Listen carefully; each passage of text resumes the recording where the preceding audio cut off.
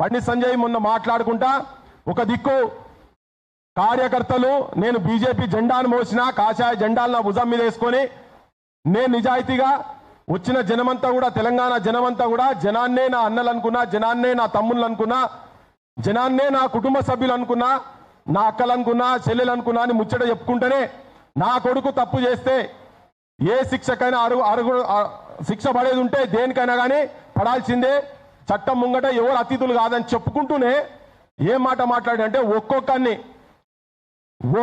చూడు గుర్తుపెట్టుకొని ఒక్కొక్కరిని సంగతి చూస్తా, ఒక్కొక్కరిని అంతు చేస్తా అని దేవునికి సంబంధించిన సభల అది ఒక హనుమాన్ జయంతి నాడు దేవుని గురించి భగవంతుని గురించి మాట్లాడే కాడ ఆయన ఒక చునౌతి ఇస్తున్నాడు చిట్కెలు పెట్టి.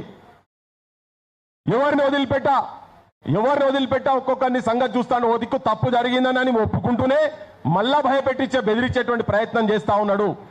సో ఎవరిని భయపెట్టిస్తున్నాడు ఈయన?